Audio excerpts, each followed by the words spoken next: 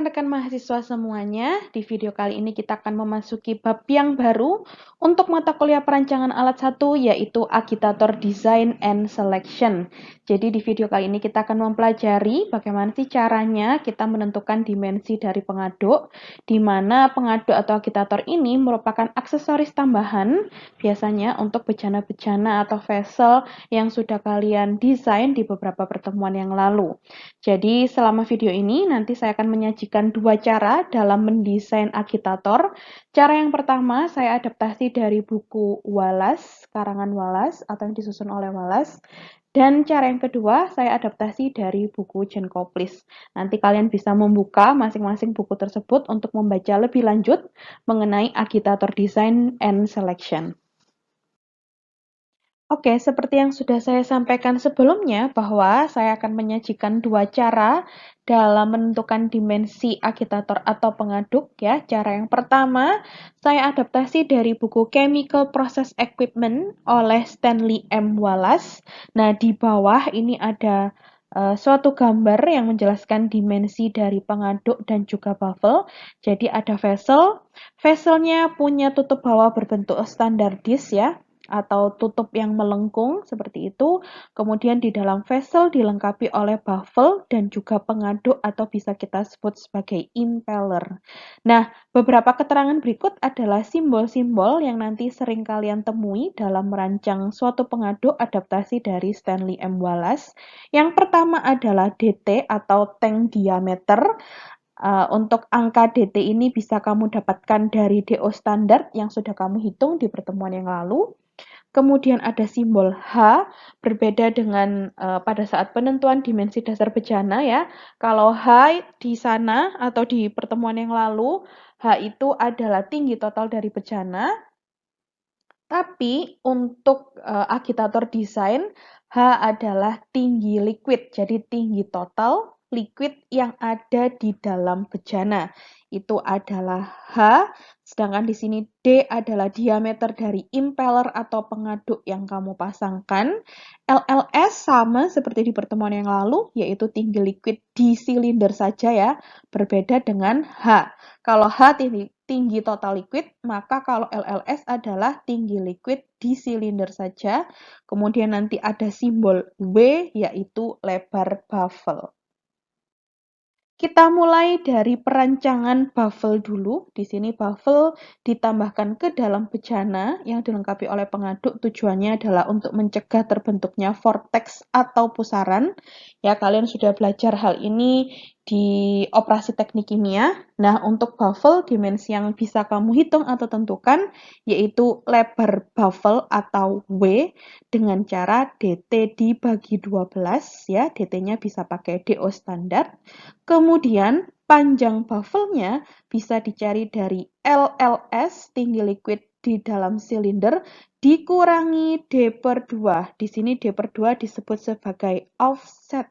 Nah, D tadi adalah diameter impellernya. Bagaimana cara mencari diameter impeller akan saya jelaskan nanti. Kemudian, kamu juga bisa menghitung berapakah jarak dinding. Di sini dinding ini maksudnya adalah bejana ya.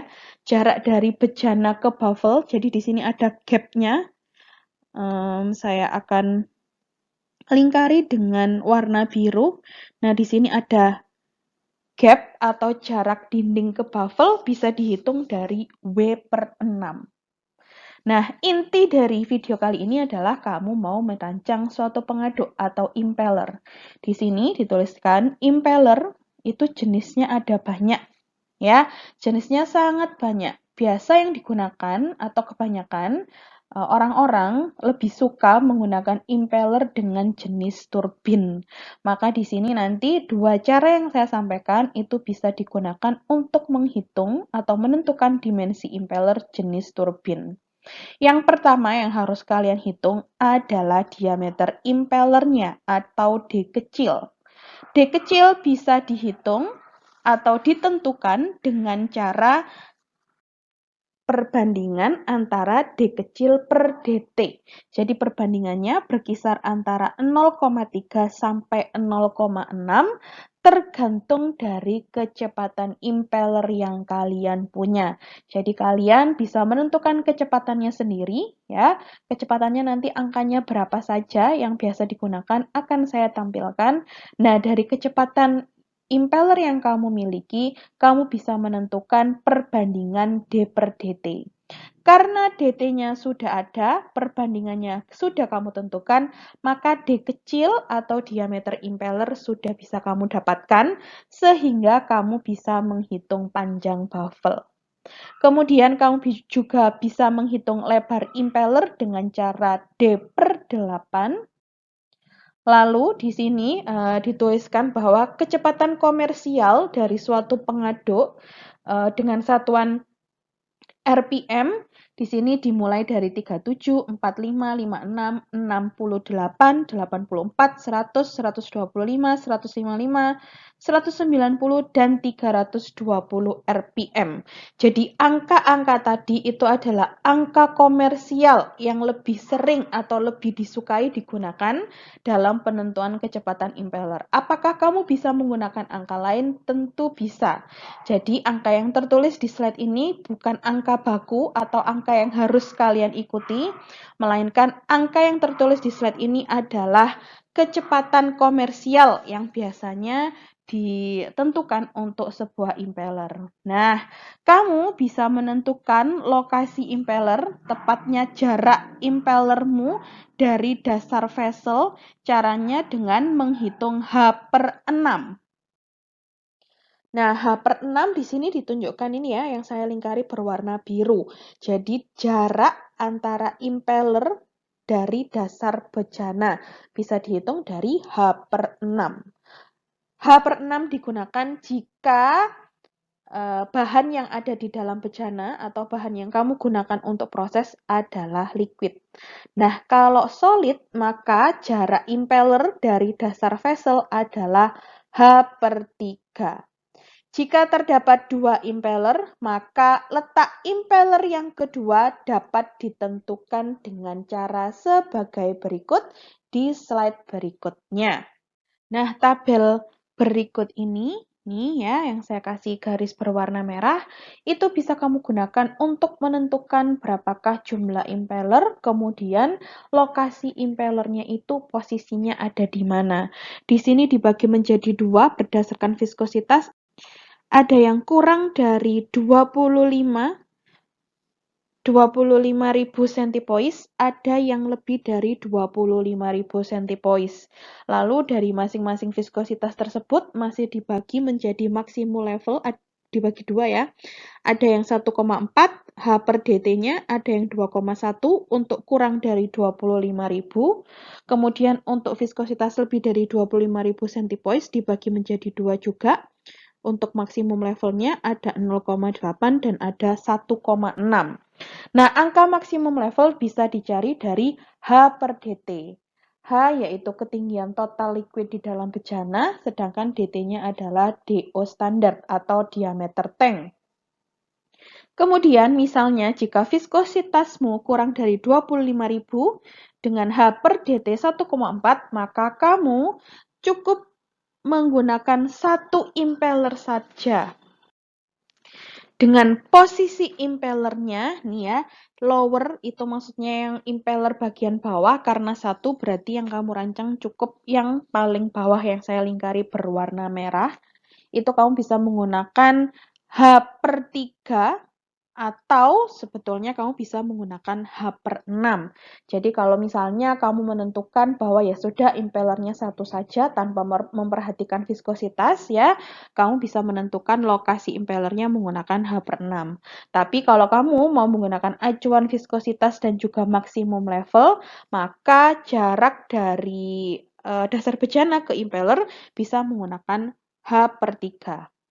Nah, misalnya viskositasmu kurang dari 25.000 dengan maksimum level 2,1, di sini kamu akan menggunakan dua impeller. Maka nanti impeller yang pertama posisinya adalah dt per 3, ya. Kemudian impeller yang kedua yang paling atas atau bagian atas bisa ditentukan dari 2 per 3H. Diingat ya, H di sini adalah tinggi liquid di dalam bejana. Maka kamu bisa nanti menentukan panjang dari pengadukmu. Nih ya, panjang dari pengaduknya itu adalah tinggi vessel total dikurangi H/6 atau jarak impeller dari dasar bejana. Nah, kalau tadi kita sudah belajar cara menentukan dimensi dari pengaduk atau agitator dengan cara pertama dari buku yang dikarang oleh Stanley M. Wallace. Nah, sekarang kita akan memasuki cara yang kedua dari buku Transport Processes and Separation Process Principle dari Christy John Jankowicz. Jadi di sini ada gambarnya. Gambar ini juga bisa kalian dapatkan di buku Jankowicz kalian masing-masing. Di sini nanti beberapa simbol yang akan kita gunakan. Yang pertama adalah J yang menyatakan lebar baffle, W lebar impeller, H tinggi liquid di dalam vessel, kemudian C adalah jarak impeller dari dasar vessel, L yaitu jarak agitator ke baffle, dt yaitu diameter vessel, berarti bisa diambil dari DO standar sama seperti yang tadi, dan di sini dA yaitu diameter impeller. Di bejana dari buku Jankowicz ini, bejananya juga dilengkapi dengan baffle dan juga pengaduk ya.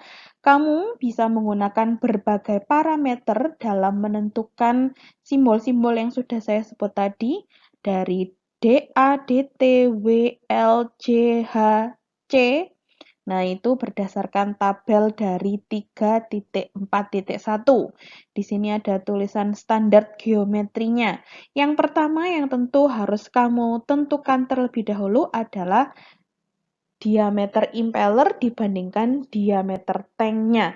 Nah, kalau di buku Wallace tadi 0,3 sampai 0,5, kalau di buku Jankowicz di sini dA per dt atau diameter impeller per diameter tanknya itu memiliki rasio 0,3 sampai 0,5.